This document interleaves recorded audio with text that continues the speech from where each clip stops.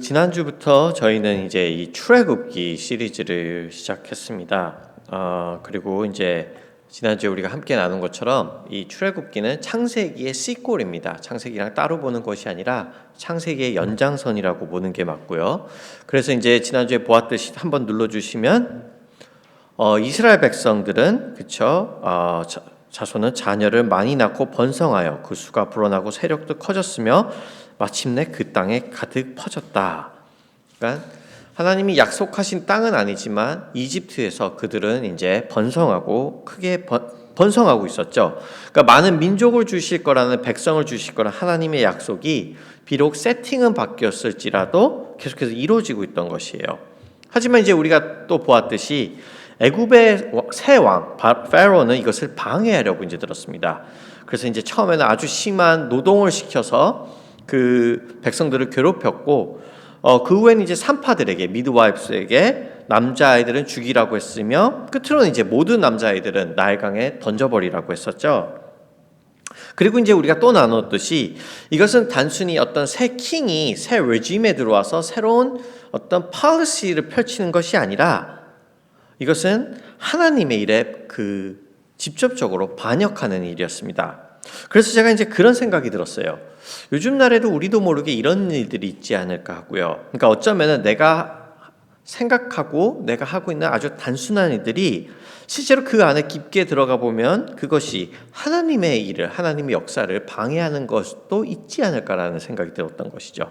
아주 간단한 예를 들자면 이게 퍼펙트한 example은 아니지만, 그러니까 우리가 누구랑 이제 좀 사이가 안 좋아요.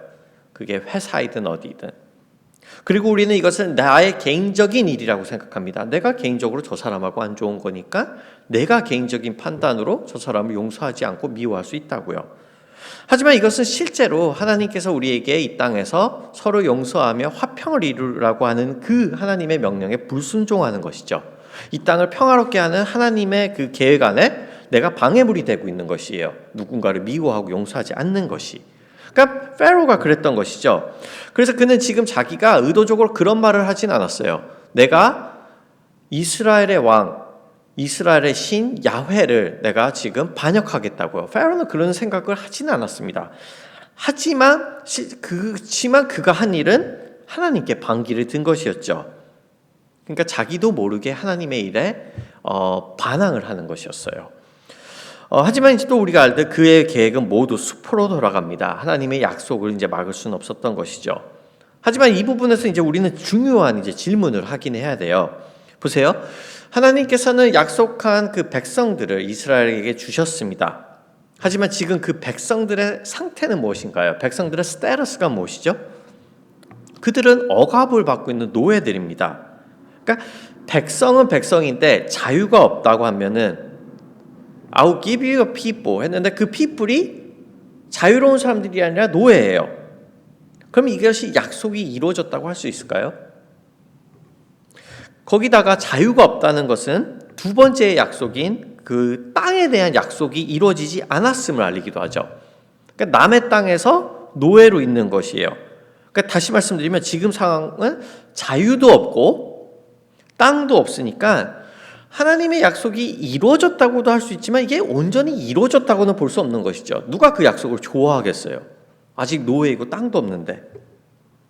하지만 그렇기 때문에 이제부터 이제 본격적으로 하나님의 계획이 나타나기 시작하는데, 한번 눌러주시면 작은 글씨니까 제가 그냥 간단하게 서머라이즈를 할게요. 마침 바로의 딸이 목욕을 하려고 강으로 내려왔다. 시녀들이 강가를 거니고 있을 때 공주가 갈대 숲속에 있는 상자를 보고 시녀 한 명을 보내서 그것을 가져오게 말했다. 열어보니 거기에 남자아이가 울고 있었다. 공주가 그 아이를 불쌍히 여기면서 말했다. 이 아이는 틀림없이 히브리 사람의 아이로구나. 그래서 이제 바로의 딸이 그에게 말하였다. 이 아이를 데리고 가서 나를 대신하여 젖을 먹여다오. 그렇게 하면 내가 너에게 삭슬 주겠다. 그래서 그 여인은 그 아이를 데리고 와서 젖을 먹였다. 그 애가 다 자란 다음에 여인이 그 아이를 바로의 딸에게 데려다 주니 공주는 이 아이를 양자로 삼았다. 공주는 내가 그를 물에서 건졌다 하면서 그의 이름을 모세라고 지었다. 그러니까 모세의 등장이죠. 그러니까 곧 지난주에도 말씀드렸지만 파라오는 그 나일 강가에서 모든 이스라엘을 몰살시킬 계획을 하고 이걸 했지만 오히려 그것을 하나님은 이용하셔서 이스라엘의 구원의 시작을 시작하시는 장면인 거죠. 물론 이 모세가 태어났다고 해서, 모세가 그 강가에서 건져졌다고 해서 한 번에 그 구원이 쉽게 이루어진 것은 또 아니었습니다. 특별히 그것을 잘 알려주는 장면이 이제부터 오늘 이제 저희가 나눌 장면인데, 한번 눌러주시면, 세월이 지나 모세가 어른이 되었다. 어느 날 그는 왕궁 바깥으로 나가 동족에게로 갔다가 그들이 고되게 노동하는 것을 보았다. 그때 그는 동족인 히브리 사람이 이집트 사람에게 매를 맞는 것을 보고, 자, 한번 이 장면을 잘 생각해 보시면, 이 장면을 통해 우리는 모세가 어떻게 자랐는지에 대한 힌트를 어느 정도 볼 수 있을 것 같은데요. 우선 여기서 우리가 알 수 있는 것은, 모세가 지금 자기의 정체성에 대해서 어떻게 생각하고 있냐면, 자기가 히브리인임을 알고 있다는 것이에요. 그러니까 이집트의 왕자로 자라서, 그죠? 어머니가 이집트의 공주인데 그냥 자기가 이집트의 왕자로 살 수도 있었을 텐데, 그는 자기가 히브리인인 것을 분명히 알고 있다는 것이에요. 그러니까 누가 말해줬었겠죠. 어쩌면 그 젖을 먹인 사람이 말해줬을 수도 있었겠고, 아니면 자라나면서 이거는 상상입니다. 그 템플 안에서 루머가 돌 수도 있었겠죠. 쟤 좀 다른데 쟤 히브리인 아니냐고요. 그러니까 이 점은 제가 다음 주에 정체성에 대한 설교를 할 텐데요. 더 나누겠지만, 모세로 하여금 모세가 어렸을 때 참 많은 질문을 하게 했을 것 같아요. 예컨대 나는 그럼 어떤 사람으로 살아갈까 질문을 했겠죠. 나는 지금 여기서 이집트의 왕자로 살아가야 되는 것인가? 아니면 내 뿌리인 히브리인처럼 나는 살아가야 되나? 그런 질문을 굉장히 모세는 많이 했을 것 같아요. 하지만 이제 어른이 된 모세는, 어렸을 때는 어땠는지 저희가 몰라요. 하지만 어른이 된 모세의 답은 명쾌했습니다. 한 번 더 눌러주시면, 좌우를 살펴서 사람이 없는 것을 확인하고 그 이집트 사람을 쳐 죽여서 모래 속에 묻어버렸다. 그는 동족인 히브리인이 맞는 것을 보고 참지 못하고 그 이집트 사람을 죽이고 맙니다. 어쩌면 그동안 그가 갖고 있던 그 정체성의 혼돈이, 적어도 나는 어떤 사람이지, 어떤 민족인지에 대한 답이 여기서 이제 나온 거죠. 이 행동 자체가 자기가 히브리인임을 증명한 것이에요. 모세는 히브리인 편에 들어서 이집트 사람을 죽였으니까요. 실제로요, 사도행전 7장 24절과 25절을 이렇게 이야기합니다. 한번 눌러주시면, 한 사람이 원통한 일 당함을 보고 보호하여 압제받는 자를 위하여 원수를 갚아 애굽 사람을 쳐 죽이니라. 그는 그의 형제들이 하나님께서 자기의 손을 통하여 구원해 주시는 것을 깨달으리라고 생각하였으나 그들이 깨닫지 못하였더라. 그러니까 이 말씀이 이제 우리에게 알려주는 것은, 어쩌면 모세의 마음속 깊은 곳에서는 이미 이 돌로 애굽 사람을 쳐 죽이기 전부터 하나님이 자신을 통해서 히브리인임을 구원할 것을 모세가 어느 정도 알았다는 것이에요. 그러니까 저는 이 생각을 못했었는데, 사도행전 이 말씀을 보면서, 이게 성경 말씀이니까 드는 생각은, 모세는 그러니까 깊은 곳에서 어렸을 때부터 이것을 알았다라고 할 수밖에 없는 구절이죠. 자기를 통해서 하나님이 언젠가는 이 민족을 구원할 것이라는 것은요. 그러니까 정확히 어떻게 깨닫지는 못했을 거예요, 모세는. 그죠? 자기가 홍해를 갈르고 이런 거 상상도 못했겠지만, 자신에게 어떤 콜링이 이 동족을 위해 무언가 해야 한다는 것을 알았다는 것입니다. 그러니까 여러분들은 어떠신가요? 그러니까 저는 이 말이 와닿은 것이, 때로는요, 우리가 어떻게 쓰임 받을지를 모릅니다. 정확히 하나님께서 나를 어떻게, 어디서, 어떤 방법으로 이런 건 모를 수 있어요. 하지만 그게 어떤 모습이든 간에 우리가 하나님께 콜링을 받았다는 그 인식은 있어야 된다는 것이에요. 그러니까 모세는 그랬던 것 같습니다. 여러 정체성의 혼란이 있었고, 자신이 애굽의 왕자이지만 자신이 히브리인임을, 그리고 아마도 이거는 제어의 상상입니다. 자기 동족 히브리인들이 당하고 있을 때 모세의 마음은 불편했습니다. 그렇죠? 불편했으니까 애굽 사람을 죽인 것이 아니겠어요? 그러니까 그리고 그 전부터 뉴 킹 페로가 자신의 동족들을 괴롭히는 것을 모세는 보았죠. 그리고 그 보았을 때 자기의 마음속에 있는 그 불편함, 자기 마음속에 있는 그 아픔을 통해서 모세는 알았던 것 같아요. 내가 이 사람들을 위해서 무언가 해야 되는구나. 하나님께서 나를 부르셨구나 하는 그 콜링을 확실하진 않지만 계속해서 느꼈겠죠. 그 아픈 마음속에서. 그렇지만 이제 또 콜링을 받았다고 해서 그 부르심에 온전히 그러니까 부르심에 온전히 순종한다는 것은 또 다른 얘기 같아요. 왜냐하면 이 구절을 이제 다시 한번 보시면 또 한번 눌러주세요. 11절과 12절인데요. 제가 볼드레러로 이걸 해놓은 게 있는데요. 11절에 이런 내용이 있죠. 이집트 사람에게 매를 맞는 것을 보고, 이 11절에 나온 이 매를 맞는 것에 사용된 히브리 동사와 그 단어가 12절에 모세가 그 이집트 사람을 쳐 죽여서 사용됐던 그 히브리 단어가 똑같은 단어입니다. 그러니까 창세기 저자는 일부러 같은 단어를 쓴 것 같아요. 왜냐하면 이게 무슨 뜻이냐면 지금 모세가 하는 행동이 그 이집트 사람, 그 노예 감독의 행동과 다를 것이 하나도 없다는 것이에요. 그것을 보여주고 싶은 거예요. 그러니까 이거는 제가 설교를 준비하면서 한번 나중에 이런 토론을 해봐도 좋겠다고 생각했던 점이, 그러니까 지난 1, 2년간 미국이든 한국이든 드라마 중에 좀 인기 있었던 주제가 무엇이냐면은 그 사회가 정의를 제대로 구현하지 못해요. 뭐 사법 시스템이나 경찰이 그러니까 막 부정의한 것들이 많잖아요. 근데 경찰 시스템이나 법이 그거를 제대로 그러니까 불의를 심판하지 못하는 거예요. 속 시원하게. 그러면 이제 비질란테나 그 어둠 속에서 일하는 어떤 히로가 그것을 되갚아 주는 거죠. 그 정의를 구현하는 거예요. 막 무죄로 풀려났다고 하면은 그 사람을 가서 때려주고. 그러니까 그런 것들이 이제 인기가 많았어요, 드라마에. 아마도 그랬던 이유는 그게 이제 어떤 사이다 같은 느낌을 주기 위해서죠. 아, 못된 놈은 처벌받아야 되는구나. 법으로 빠져나가? 그러면 비질란테가 너를 찾아가서 너를 혼내줄 거야. 이런 식으로요.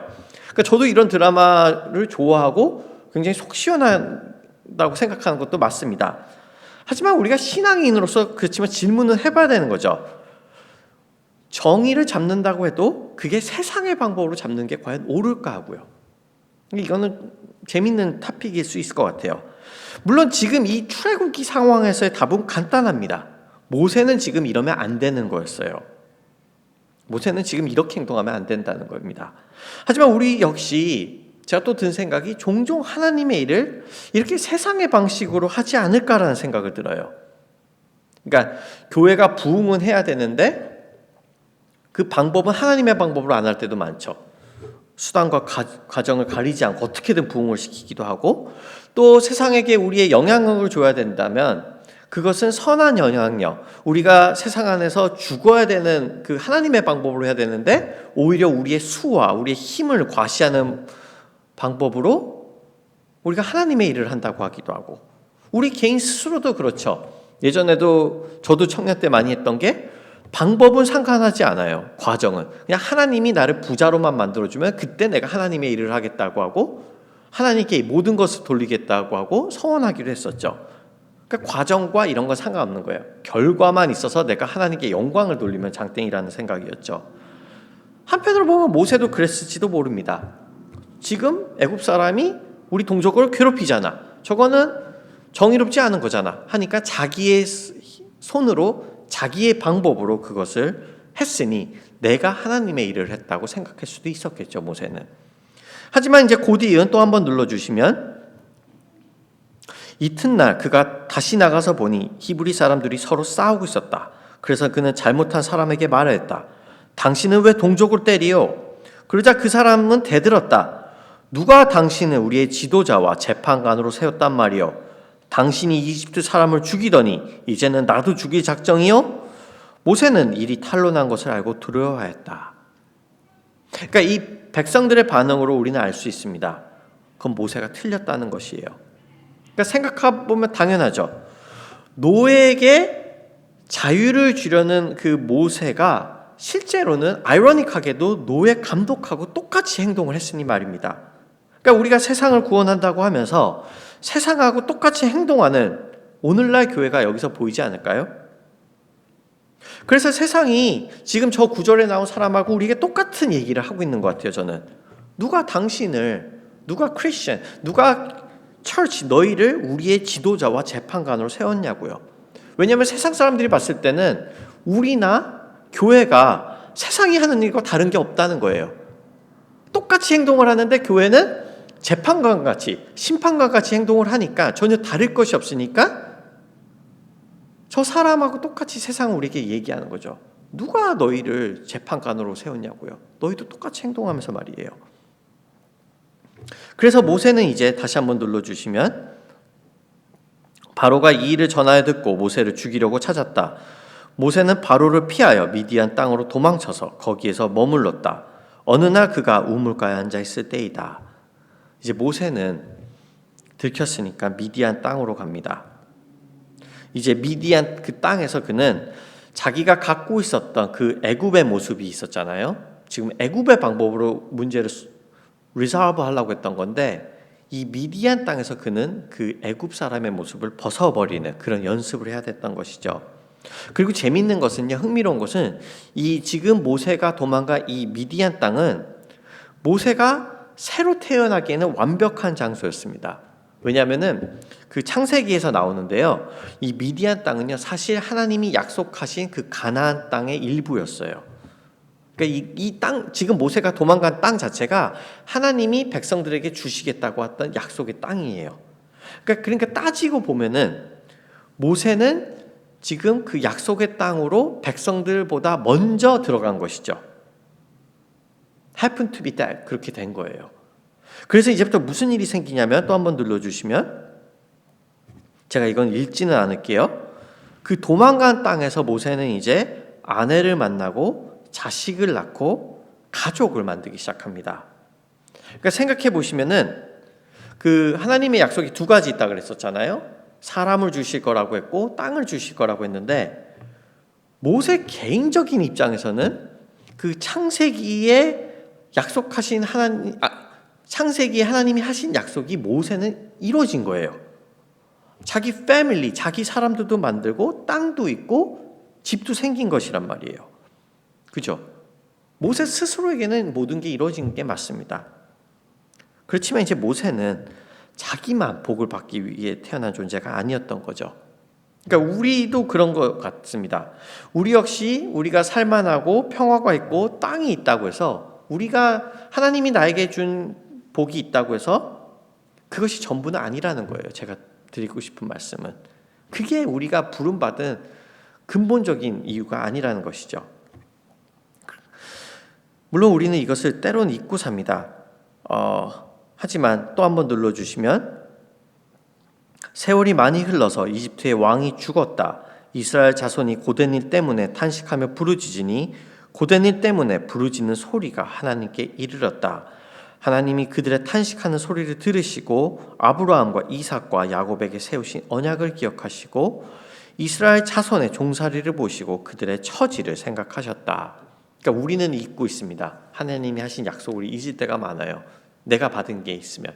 하지만 하나님은 언약을 기억하시고 이스라엘 백성들의 그 처지를 생각하십니다. 생각하신다는 것은 그 고통을 아셨다는 거죠. 저는 그래서 이 점을 같이 생각하고 오늘 말씀을 정리했으면 좋겠는데요. 그런 생각을 제가 해봤어요. 모세가 이제 그 사고를 치고 광야로 들어갔을 때 무슨 생각을 했을까라고요. 어쩌면은 그는 자신이 애굽의 왕자로 있을 때, 아까도 말씀드린 것처럼 자기 동족 히브리인에게 자기가 마음이 있는 것을 보고 자기가 어떤 콜링이 있는 것을 알았던 것 같습니다. 그래서 이제 동족이 당하자 참지 못하고 그걸 갚아주었죠. 그렇지만 오히려 그 사건은 자기를 도망자 신세로 만들어 버렸어요. 그렇다면은 모세가 이 미디안 땅으로 도망갈 때 많은 것을 체념하지 않았을까요? 나는 이제 왕자도 아니야. 나는 이제 힘도 없어. 그죠?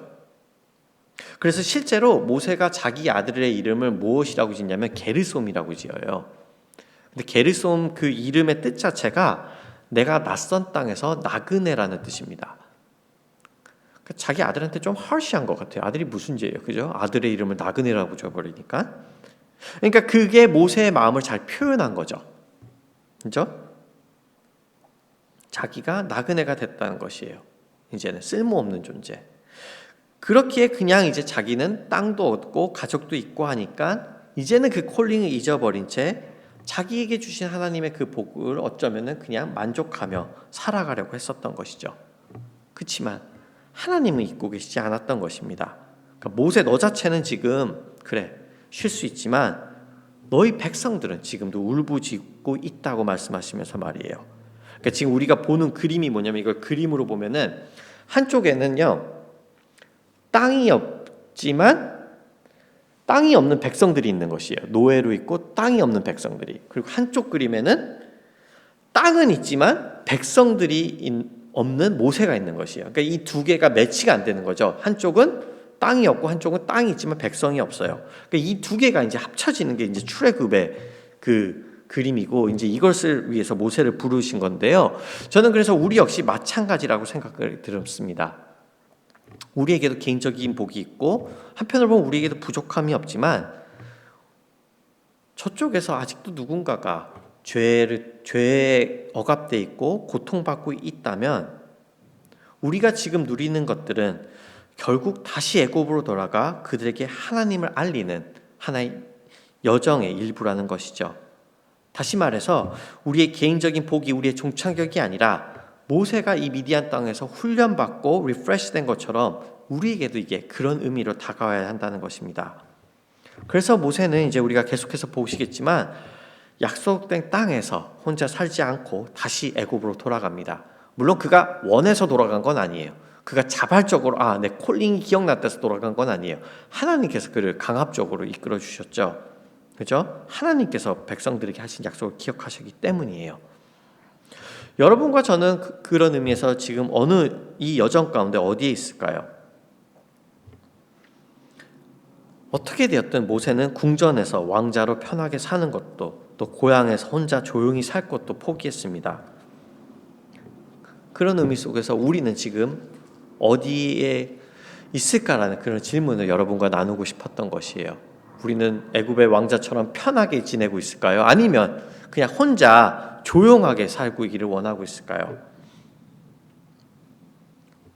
우리 안에 안주돼 있음을 어쩌면 이 출애굽기가 다시 한번 기억하게 하는 것이죠.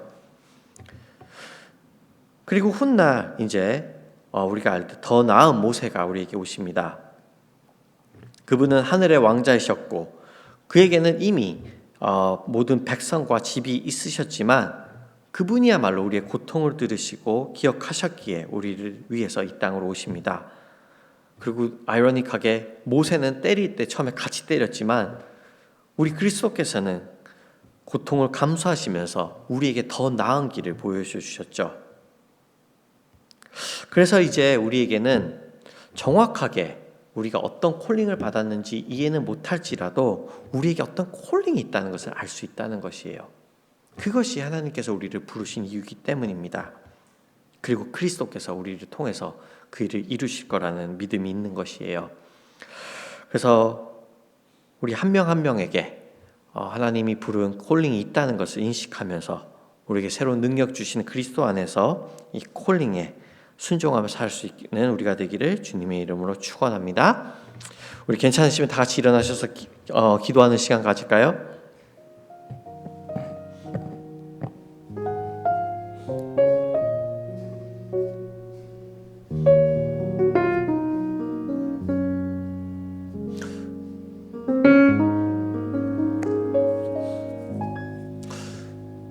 우리 함께 기도하길 원하는 것은요. 우리도 우리 삶을 한번 같이 돌아봤으면 좋겠습니다. 어쩌면은 바쁜 생활 가운데 우리는 우리에게도 하나님의 어떤 부르심이 있는 것을 잊어버리고 살 때가 많습니다. 그리고 그럴 수 있죠. 우리의 삶도 버겁고 힘들고 우리 스스로 하나 챙기기도 어려운 인생이니까요. 하지만 모세를 부르신 하나님은 우리 역시도 부르셨습니다. 모세가 특별히 잘나서가 아니라 하나님의 부르심으로 모세가 있었던 것처럼 주님께서는 우리를 주님의 자녀로 주님의 도구로 부르셨습니다.